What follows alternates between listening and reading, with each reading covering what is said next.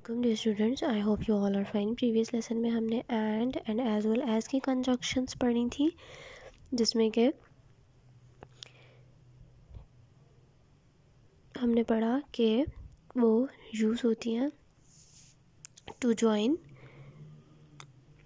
Similar ideas को join करने के लिए।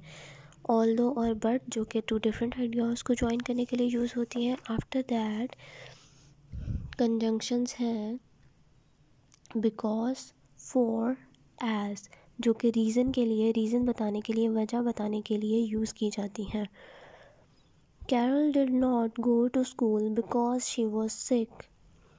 स्कूल नहीं गई क्योंकि शी वॉज सिक, वो बीमार थी। Because, to tell the reason, showing the reason of the sentence why the verb had happened.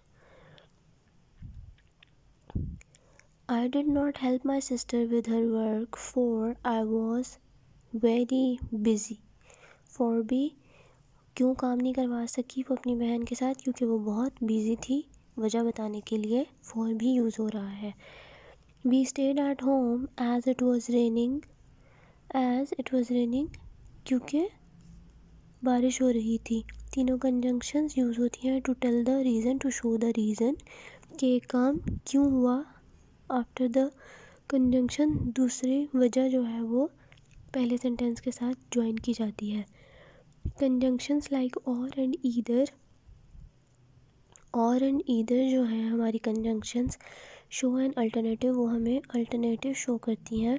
A choice between two ideas, जो कि दो आइडियाज़ के बीच में चॉइस। जो पिछला था बट और ऑल्दो, वो दो डिफरेंट आइडियाज़ को जोड़ने के लिए इस्तेमाल होता है कि एक में भी है और दूसरे में क्या चीज़ नहीं की, एक चीज़ की और दूसरी नहीं की, या एक नहीं की तो दूसरी की। जबकि फर्स्ट में हमने पढ़ा था कि दोनों चीज़ें एक जैसी ज्वाइन करने में, लेकिन इसमें दोनों में से कोई एक चीज़ को चूज़ करना होता है या एक बात होती है। नीदर नॉर इन नेगेटिव सेंस, ईदर और पॉजिटिव सेंस में यूज़ होता है। नीदर नॉर जो है नेगेटिव में, मनफी जुमलों में इस्तेमाल होता है। Shows two ideas that are not true और पॉसिबल, जो कि सही और पॉसिबल ना हो। For example, you can have jam और बटर ऑन योर ब्रेड। दोनों में से एक ऑप्शन दिया जा रहा है in the sentence. Either Mary or Suzanne has to cook dinner, या तो मैरी को या फिर सुजैन को खाना बनाना पड़ेगा।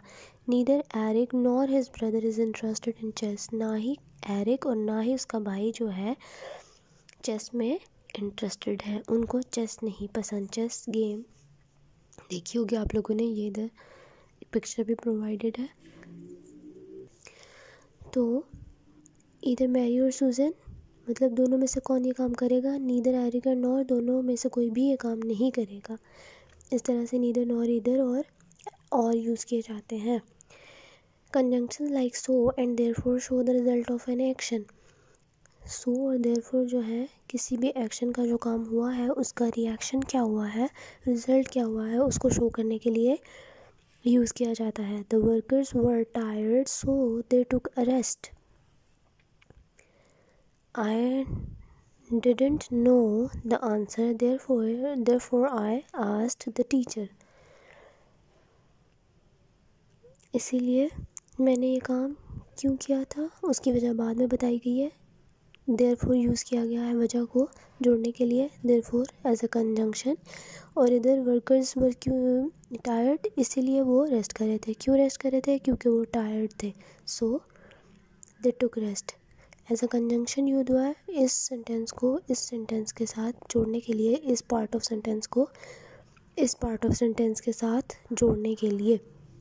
Now what you people have to do is exercise number 50 और 51 आप लोगों ने करनी है। एक्सरसाइज 50 में आपको बताया गया है कौन सी कंजंक्शंस आपने यूज़ करनी है, और एक्सरसाइज 51 में आपको हर सेंटेंस के साथ एक कंजंक्शन प्रोवाइड की गई है, जिसको आपने सिंपली बीच वाला फुल स्टॉप, फर्स्ट सेंटेंस का फुल स्टॉप हटा के कंजंक्शन लगानी है और फिर सेकंड पार्ट ऑफ सेंटेंस आएगा।